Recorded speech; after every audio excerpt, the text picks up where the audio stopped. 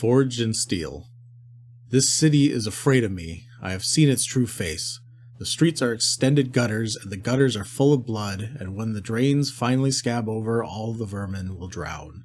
Rorschach's Journal, The Watchman.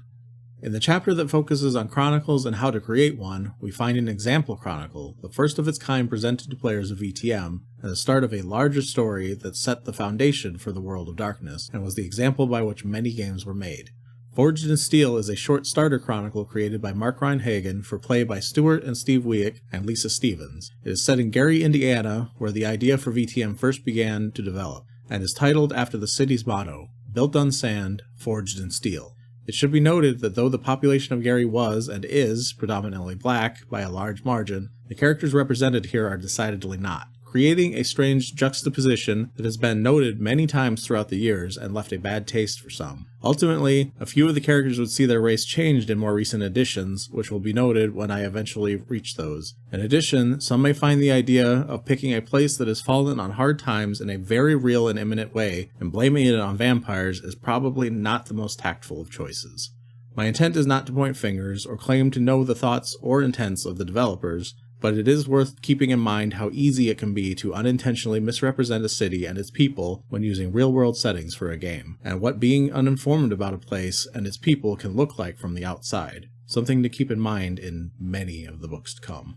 Located on the east side of Chicago, Gary, Indiana once had a booming steel industry, but it fell into decline in hard times in more recent years. In the World of Darkness, the city of Gary is not just in decline, it is truly desolate. Industry has fully fled the region. What was once bustling industry and steel mills is now nothing more than a rusting patch of factories, warehouses, and abandoned waste, known as the Wasteland. In Kindred society, Gary has a prince, Modius, but his power is overshadowed by Loden, the Prince of Chicago, making him a prince who is something less than a prince. The two are arch-rivals who were once well-matched, with Modius the power behind the unions, and Loden the power behind many businesses. The desolation of the steel industry in the area was a direct result of Loden's interference, wanting to demolish the power base of his rival. In an effort to win back some of his power, Modius convinced the Toreador Justicar to call a conclave to be held in Gary. It went abysmally, and was reconvened in Chicago the following night. This was 23 years ago, and though Loden was unable to depose Modius, the Gary prince was forced to agree to confer with Loden on all major decisions. Over the past 15 years, Loden has banned the embrace of new vampires in an attempt to gain control over the Anarchs, but this has merely resulted in new embraces being brought to Gary to be released, and Modius is more than happy to accept newcomers. The intrigues of Chicago are constantly in motion, and what happens there affects Gary. In addition, rumors abound of an ancient vampire in the city. Aside from the Wasteland, Gary is known among the Kindred as being home to a shipping company that doubles as a smuggling operation for drugs and guns, who will happily smuggle vampires as well, able to get you from the area to another country without fear of seeing the sun. In addition, it is home to a secret auction held once a week by a ghoul named William, facilitated by human trafficking. Men, women, and children are sold to the highest bidder, in either cash or blood, and many Kindred from Chicago frequent these auctions to acquire vessels that suit their particular tastes. The Kindred of Gary will often visit Chicago to find some enjoyment, but are generally harassed and treated poorly by those who dwell in the larger city. The vampires of Gary reflect their surroundings, and most are at the end of their rope and have lost any hope of improving their station. Cast of characters. Modius.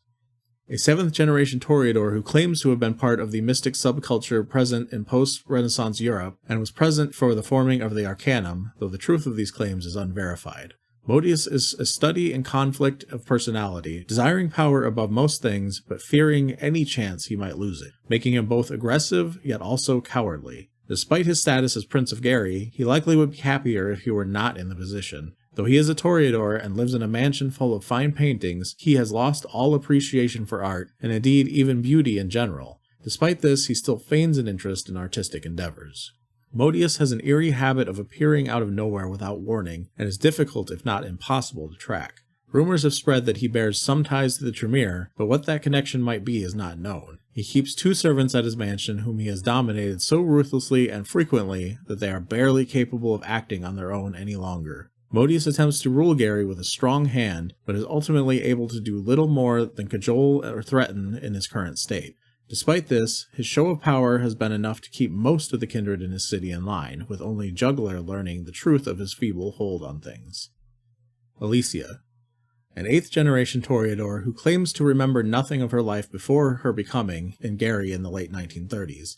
Embraced by Modius, she spent the early years of her unlife attaching herself to wealthy industrialists and acting as their mistress, which lasted until they abandoned the city. Though she is capable of speech, she has not spoken in the last 50 years, feeling no desire to do so. She is commonly seen on the east side of Chicago and has some connection still with a few of the notable families in the city, but realizes more and more that her unaging nature will require that she cut ties with the mortal world sooner rather than later.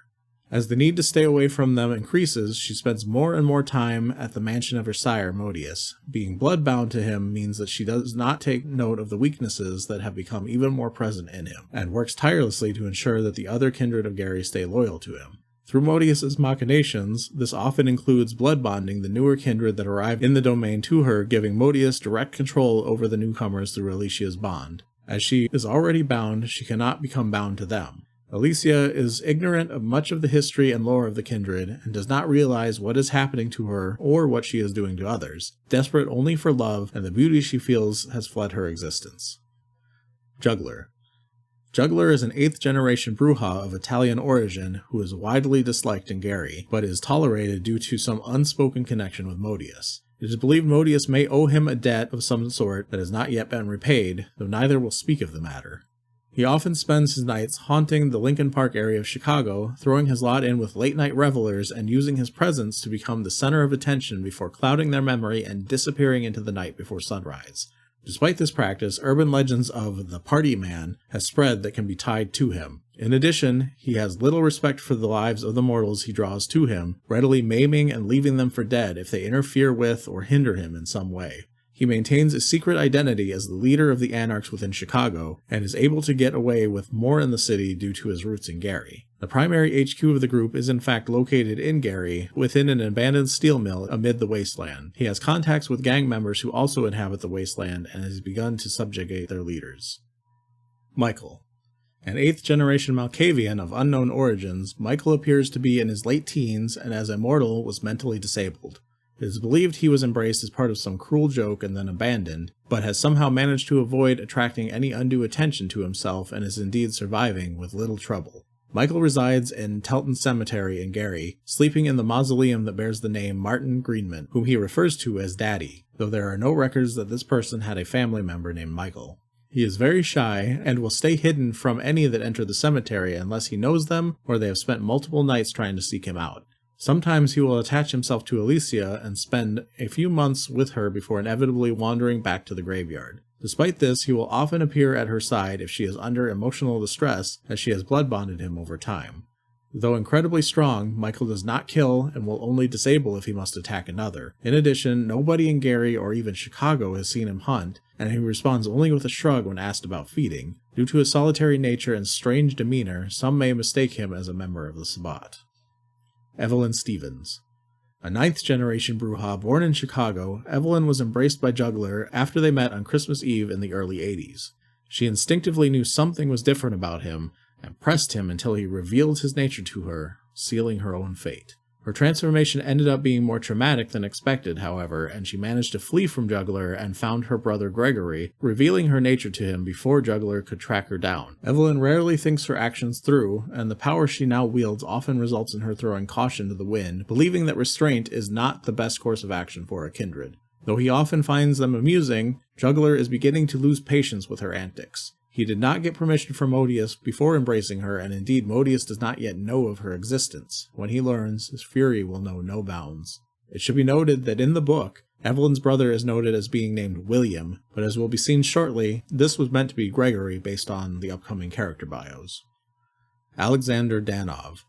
A 7th generation Nosferatu, Alexander does not speak of his past often, but based on conversations relating to his youth around the time of the Battle of Tannenberg in 1410, it can be surmised that he was embraced in the early 1400s. He does not know his sire, so even his generation is not certain, though nothing has been shown to dispute this claim.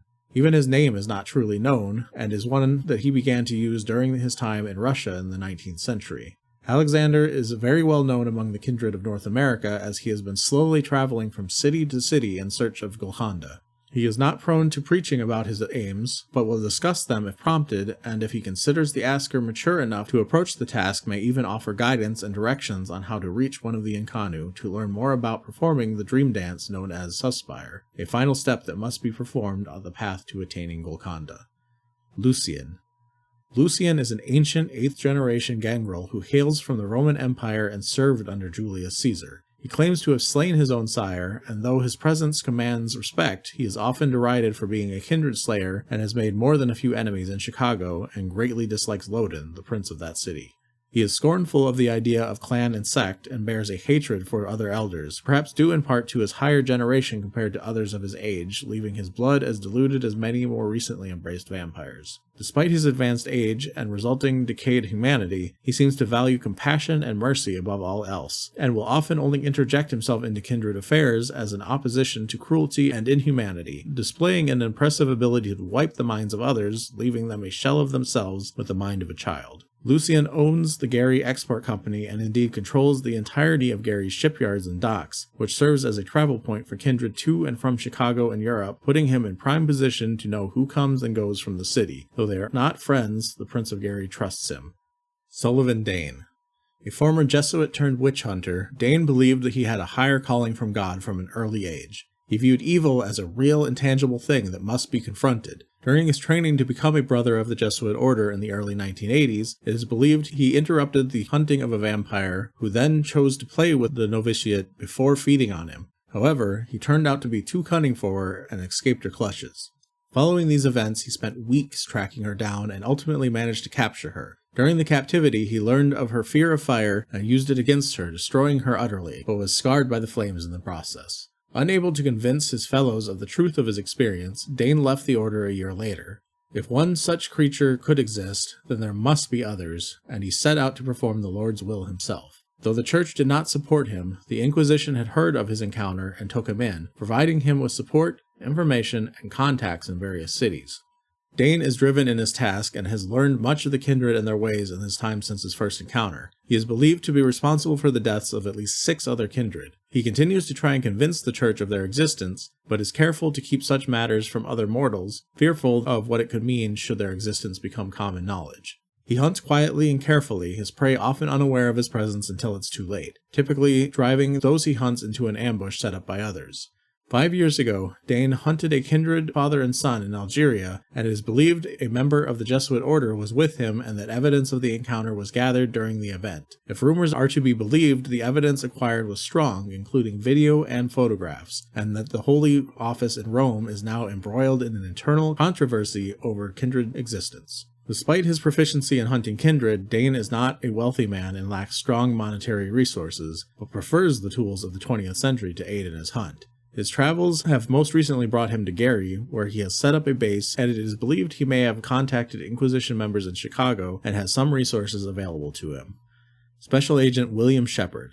William Shepard is an FBI agent based out of Chicago, and he knows vampires exist. He's not sure how he knows, but he does. He knows they are evil, and Chicago is full of them, but can't seem to convince anyone else of this truth. His status as an FBI agent means that he can only become involved in cases that are part of federal jurisdiction, and he eagerly awaits the day when a kindred steps over that line. He can often be found hovering around local crime scenes, attempting to involve himself. He'd be a perfect addition to Special Affairs, if only he knew it even existed. Detective Gregory Stephens. Brother of Evelyn Stephens, Gregory is a detective in Chicago who is intimately aware of kindred existence. When Evelyn fled to him after her embrace, he learned of her condition. Though he fears his sister and those like her, he still loves her dearly. Despite his fear, he also sees a certain allure to her condition. Over the last few years, the detective has committed a large amount of time to finding a cure for his sister's condition, making contacts with various organizations, and has even followed his sister to learn more about her and others like her, coming to know more about the kindred than any other mortal in the area. He is ready to kill to protect his sister or rescue her from the fate that has claimed her. Out of the concern he holds for his sister, Gregory has occasionally helped kindred in the city, though he has worked against them as well when his conscience demands it. He hates Juggler in particular, and has often gotten into arguments with him. Though the knowledge he holds would normally put a target on his back, he is kept alive by an edict from Prince Loden to not harm members of Chicago's law enforcement. However, this has not stopped Juggler from severely injuring him on at least one occasion. Should he ever be killed, he has stipulations in his will ensuring that information he holds ends up in the hands of a police academy friend of his, who is now a police commissioner. Baptism by Fire. The chapter following the introduction of Chronicles and the setting for the Forged in Steel Chronicle details the specifics of storytelling and includes an introductory playable chapter that opens that chronicle titled Baptism by Fire. There are a number of continuity errors throughout this chapter when compared with the previous one where relating to this chronicle and story. Character names and/or clans are mixed up regularly, for example. I have corrected these where they have appeared to maintain cohesion. Due to the fact that this is a story meant to be played at the table, it does not progress like a normal narrative. I have attempted to portray this information in as pure a form as possible, excising the influence a coterie of players could have on the events, and describing things without such characters present. The stage of the very first VtM story is set in Gary, at a New Year's party thrown by Modius, Prince of the City. In years past, Modius would host a New Year's Eve party every year for which all Kindred inhabitants of the city were expected to attend and enjoy conversation and the hospitality of their host. He has not done this in some time, but this year he has decided to do so. All those who dwell in Gary will ultimately be in attendance, but some choose to show up late. Though once a fine mansion belonging to a steel baron, Modius's home is located near the center of Gary and has become run down over the years. Many other mansions in the neighborhood have been divided up and turned into apartments, and this is one of the few remaining that has been left whole. Despite being a Toreador, his paranoia keeps him from having the place fixed up, fearing that such work being done would draw too much attention. Indeed, his paranoia keeps him from even sleeping in the house's basement on a regular basis, and he retains a second haven near the lakeshore. As the guests arrive at the party, they are let in by a pair of armed guards in blue-collar workers' clothes, men from the union that Modius controls. Upon entering, Modius greets them personally, dressed in a formal but old-fashioned tuxedo, complete with tails. Danov gravitates to the parlor and stands in the middle of the dance floor merely observing the night's events. He has traveled much and arrived in Chicago recently, and Modius has given him permission to reside in Gary. As a Nosferatu, he can be unnerving, but he has an air of gentle wisdom, seeming to understand all that occurs around him. He speaks freely with those who wish to speak with him, but will not start a conversation himself. Michael hides in a corner of the dining room, as deep in the shadows as he can be. He fears he is being followed, and though, as he is Malkavian, some may write this off as paranoia, his fears are somewhat justified. Sullivan Dane is watching the house, and has been keeping tabs on Modius. Modius's own paranoia would come to the fore were he to realize this. Lucian takes up a seat in the parlor in front of the unlit fireplace, deigning to ignore the other guests. He believes Danov to be a traitor and spy of the Kindred in Chicago, but dares not speak his mind for fear of bringing the wrath of Loden, Prince of Chicago, down on his head. He anticipates Juggler's arrival, however. Modius prefers to know of at least one haven held by each of the Kindred in his city. His excuse is so that he can contact everyone should an emergency arise, but in truth, it helps him maintain control over the others and also satisfies his paranoia. He is friendly and polite, generally when speaking to others, but if anything sets off his paranoia and distrust, he will quickly fly into a rage and sling accusations against the offending party. Most others at the party will stand by idly and allow this to happen, but should anyone threaten Modius, they will quickly band together behind their prince. This is less out of loyalty than it is due to the fact that he generally leaves them to their own devices most of the year. Near midnight, Modius gathers everyone for a toast and reveals that he has gathered enough power to secure the reopening of one of the city's steel mills, speculating that soon a spark of growth will begin in the city, returning some of its glory. He notes Juggler's absence as midnight approaches, enraging the prince. Sometime later, Juggler bursts in suddenly with a group of drunk mortals in tow. He changes the classical music Modius had been playing to hard rock music. Modius, who had been in the middle of a passionate rant about modern art, is stunned to silence momentarily. As soon as he regains himself, he begins to lash out at the intrusion, demanding that all the mortals be killed, insisting the masquerade has been breached. It should be noted that he never once turns his ire on Juggler himself, and is only fearful of the mortals remembering where he lives, his paranoia coming to the fore yet again. Juggler cares not what happens to the mortals, and will not help or hinder regardless of what Modius ultimately does, finding the whole thing amusing. Evelyn, who came mixed in with the mortals as Modius still does not know of her embrace, is the only one who would step in to defend should things go south. Juggler proceeds to treat Modius with derision and open contempt, mocking and insulting him. The prince does nothing. Later, after things have died down some, Juggler stops his music and decides to present Evelyn to the prince, announcing her as his child. Modius does not take this revelation well, ranting and threatening for several minutes before doing nothing. He eventually regains his composure, simply saying he trusts she has been properly taught of the traditions, before ultimately resuming his diatribe about modern art. Evelyn proceeds to introduce herself to the others present. Late in the party, an unexpected guest arrives, bearing a letter from the Prince of Chicago, Annabelle, an elder of Clan Toreador and an old friend of Modius. The prince is taken aback at her arrival, and a flash of fear can be caught in his eyes as her arrival is announced. Upon hearing the news, Juggler and Evelyn quickly make their exit, trying to remain as inconspicuous as possible and exiting out the back in direct contrast to the boisterousness of their arrival. Annabelle greets Modius and escorts him to his office, from which muffled shouts and exclamations can soon be heard. Modius even storms out of the office at one point, clutching a letter and deriding Loden and making demands of him, mentioning the involvement of a Justicar, but is soon ushered back to the office to continue speaking with Annabelle. Sometime later, Annabelle takes her leave, and Modius announces that some of the neonates among the gathered must make a trip to Chicago to present a reply to Loden, noting that he is rejecting this pile of rubbish, these contemptible demands. He notes that he will not tolerate interference in the affairs of his city. The group is directed by Lucian to find a Sir John Henry at the Succubus Club if they have any trouble, and are sent on their way. Characters: Annabelle Triabell.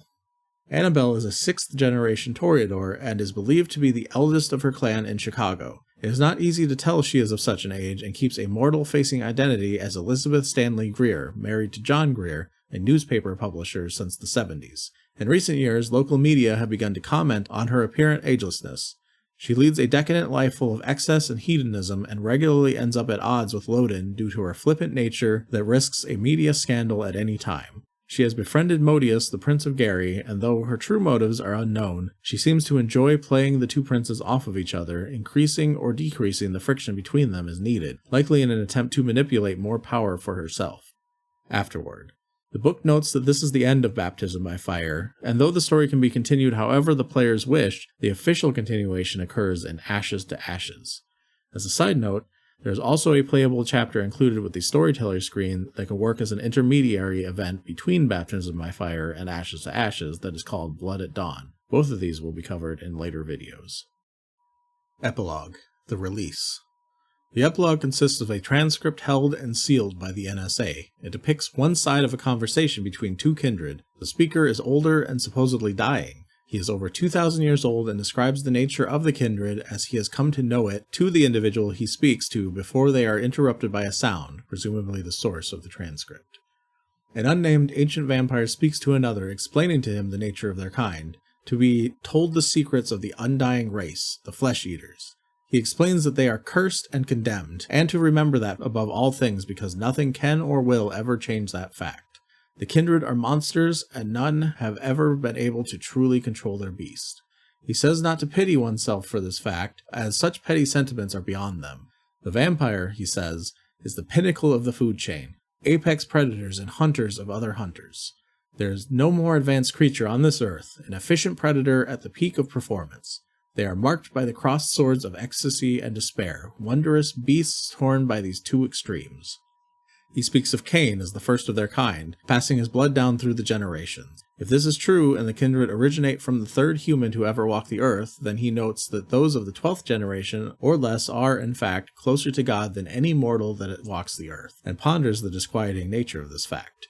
Despite this, kindred tend to view themselves closer to hell than heaven, doomed to walk the earth for eternity until fate or circumstances ends them, much as Cain was cursed by God to wander as punishment for the slaying of his brother. Similarly, mankind is said to be doomed as well, via Adam's eating from the fruit of the tree of life. In this way, both kindred and kine are imperfect. Much like mankind, the kindred who seeks redemption must work to better the lives of those around them. The goal is not to achieve perfection, but to reach a state of greater perfection than one's beginnings allowed, regardless of a belief in an ultimate reward to come after. With this he stops, assuring his visitor that he did not bring the other here to talk philosophy or theology. He notes the amusement of the other, who believes evil to be an antiquated concept, but he assures his visitor that evil is all too real, but must be met to know its name. He notes that an individual is not evil, however, and that it is the actions of the individuals that are. Vampires are not pure evil, lacking any humanity. No creature exists in such black and white contrasts. Despite this, many vampires do indeed view themselves as evil. God intended Cain's sin to curse the world in much the same way as Adam's own, and the transference of Cain's curse to others is proof of this. As agents of that curse, they exist to torment mankind, a very real, very active evil in the world. How can they not be, when they are so clearly damned? Others, however, take a viewpoint more in line with the duality of existence. For how can true damnation exist if there is not a chance of salvation to balance it? Without the ability to reach for salvation, damnation has no true value. Without hope, there can be no despair, and so on. A vampire may be damned from creation, but this means only that the road to salvation is inherently longer and more treacherous, and reaching the end all the more grand. This, the Old One notes, is the path he chose so long ago, Golconda. Some believe it to be a place, others a state of being.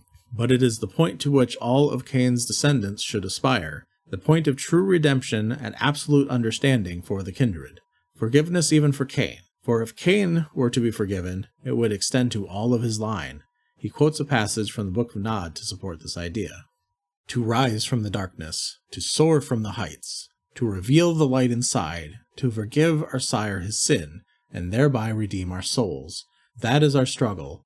That is our test. We are the blessed. We are the damned. We are his children. Even those who do not seek to forgive Cain would benefit, and therein lies the rub. Not all want to be forgiven, and see their role as evil manifest to be a divine writ. There is no forgiveness, no redemption. There is no ladder to climb, only the walls of the pit they wallow in. Even this ideal does not make them evil, though, only ignorant. Both sides struggle against one another, but it is not a binary conflict. There are fanatics and conservatives on both, and other viewpoints in between. This is the essence of the eternal struggle between kindred, what has come to be known as the jihad. A simple way to gauge the inherent power of a vampire is in their generation. Cain's blood dilutes as it passes on, so those closest to him have the greatest ability. In this way, the youngest of the kindred are nothing compared to the eldest of their ancestors. Though still powerful in their own right, these younger vampires are victims of the rapid changes present in society over the last couple hundred years. Nearly all aspects of human life and society have changed in vast leaps over the past couple centuries, often leaving previous changes behind in an ever-moving cascade of innovation and learning. Mankind has cast light on the shadows that make up the mysteries of life and the world. At the same time, this has deepened the mystery of the kindred even further. The science that has revealed the nuclear heart of an atom, or mapped the DNA of creatures great and small, fails to rationally explain the existence of the immortal vampire. Where, then, does this leave the modern kindred? To have been raised in a world that values the light of reason and fact over the shroud of emotion and mystery, how does one cope with being thrust back into the shadows? What future do they have? Returning to the subject of the jihad, the man describes it simply as a fight for dominance. An eternal struggle that has developed into something of a ritual over the ages. Those of the third generation are in hiding now, pulling strings from the shadows. Once they nearly ruled the world with their incomprehensible power, but it is said that Cain moved against them before it could go that far. Cain, and through him the rest of the kindred, are damned by God, and gaining such control over the world would be an insult to God's desire. This action resulted in the death of many of them. Those who remain receded from mortal society and now manipulate from the shadows, with much of kindred history since that time being aimed at preventing such a thing from occurring again. The jihad's origins can be found just after these events. Those in hiding warred against one another, with the world of men, its civilizations, and even the forces of nature, their tools to fight amongst themselves in secret and with subtlety, fearful of awakening Cain's ire once more. The man then notes the etymology of the word jihad, noting that though many interpret it in this day and age to mean holy war, this is not its true meaning. Its true meaning is to pursue the cause of Islam to the utmost effort, something that may include warfare, but does not require it. He believes that the eldest progeny of Cain used the word in this intended sense, that it is action taken with the utmost effort, and not in the context of war. Each focusing all of their effort in the search for Golconda, while stymieing those among their number that seek to damn the world. When these actions become too intense is when Cain steps in to end things. Some also believe that Cain is tormented by the fact that he has sired at all, believing that God finds this too to be an affront that has led to further denial of salvation for him. The man and, he claims, many others believe that Cain does indeed still exist and are fearful that he will one day crawl out of the hole he's hiding in and see what the Kindred have done to the world and bring his wrath down upon all of them. He says the younger Kindred do not understand this or do not believe. They know not of the jihad, Golconda, or the struggle, and are blind to most things beyond the world in front of them. They do not understand because the elders fear to speak of such things. They believe that speaking of Golconda will lessen it. How can one such as they have a tongue pure enough to speak of the holiest of holies? They fear to speak of it, and they fear Cain. Do you see now, he asks, why I risk so much by speaking and you listening? He goes on to talk about the desire as one ages to sleep. It is caused by a spiritual exhaustion and the burden of such a long existence. To this end, the first of Cain's children, the second generation, sleep now. The jihad has passed on from them, and it is the third generation who are its masters now. They pull the strings in how to realize their machinations without disturbing Cain or their sire's slumbers. He notes that though all of this may seem archaic, it must be kept in mind that they live so long, there is no proper way to measure their lifespans. They outlive those they have called friends, and witness discoveries in science, theology, and philosophy, only to see those discoveries abandoned and made obsolete by what comes after. To remain sane and civil with their peers, the establishment of structures such as the jihad and the traditions were necessary. He goes on to note that much of the superstitions and stories about vampires arose in the Dark Ages, when the anarchs roamed and fed off the sick and dying while elders hid. More scavengers than hunters, there is a strong possibility the Inquisition arose because of them.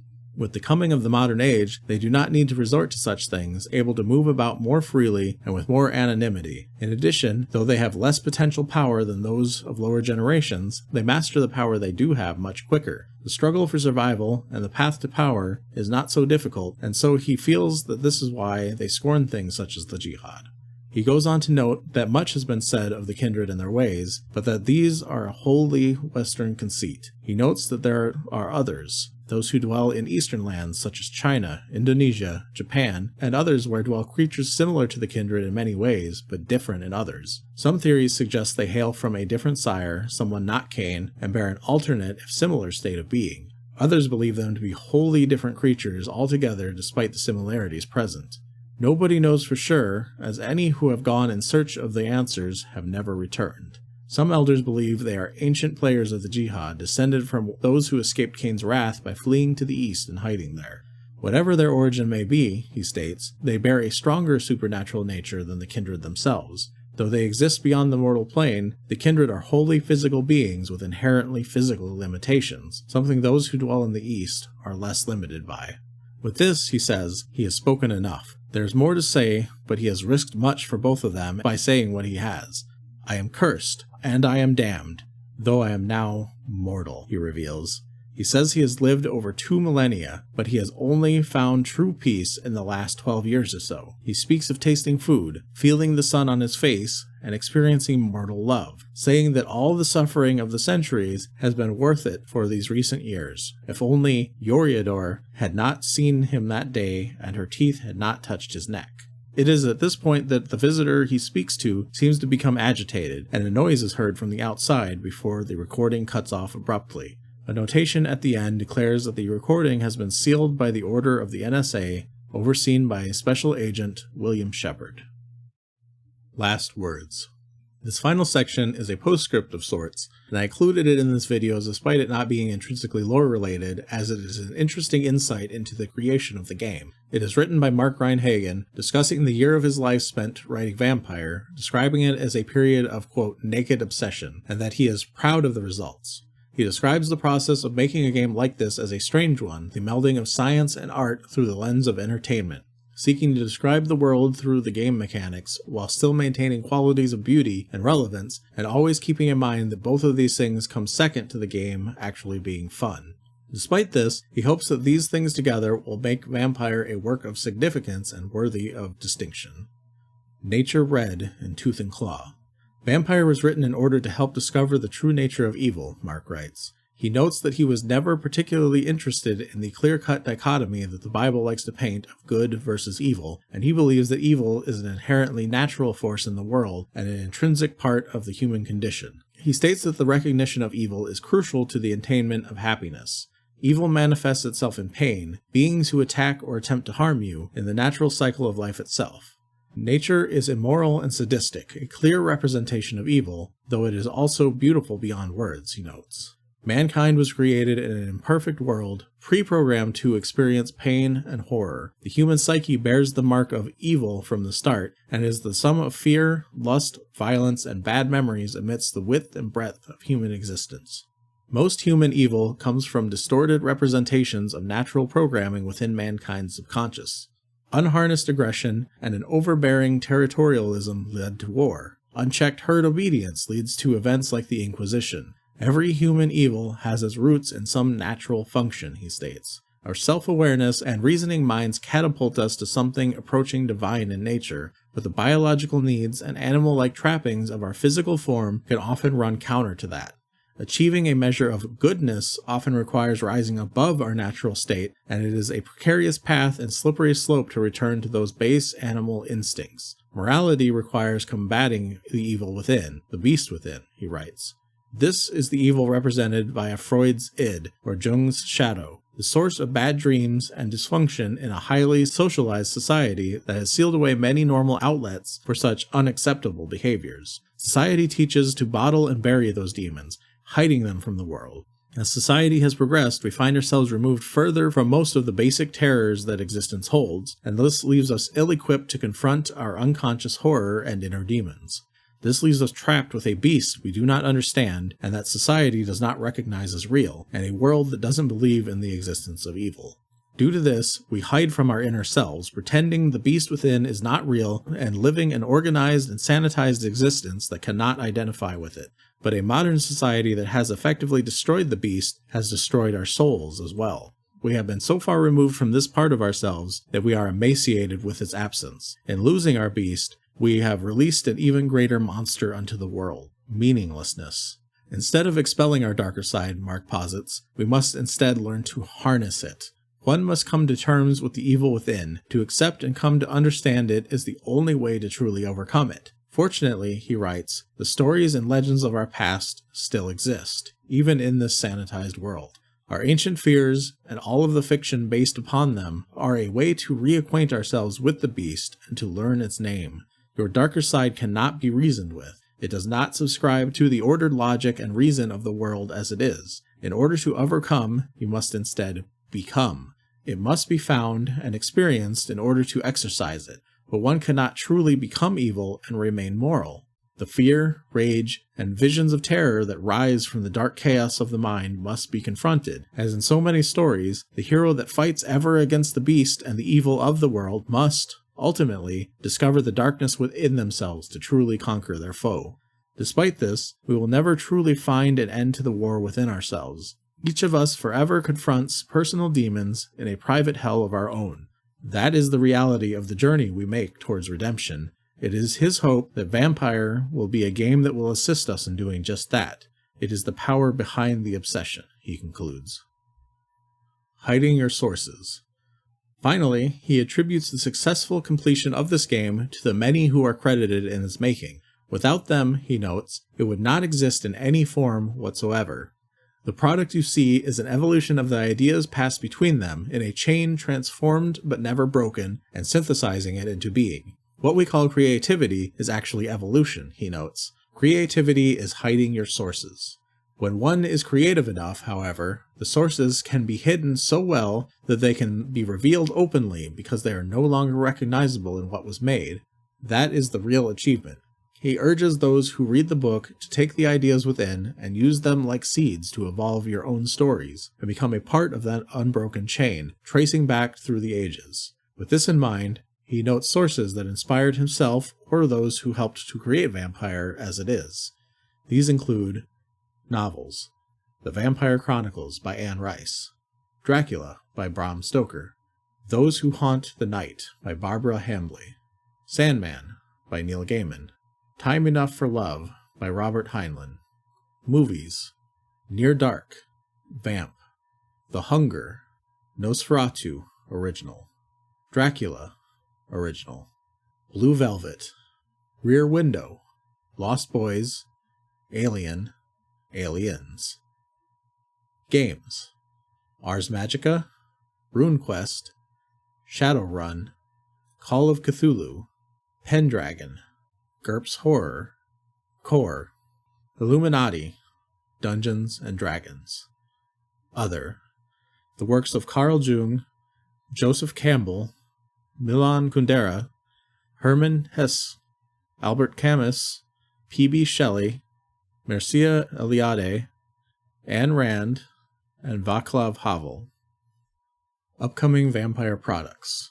Much like the preview, the end of the book is host to a list of upcoming titles for Vampire. In this case, the list ends up being a bit more accurate than the original, as they have likely zeroed in on things a little better, and the release schedule and the game's needs are clearer. The list includes Ashes to Ashes, Storyteller Screen, Chicago by Night, Blood Bond, The Succubus Club, Alien Hunger, The Player's Guide, A World of Darkness, The Hunters Hunted, Storyteller's Handbook, Who's Who Among Vampires.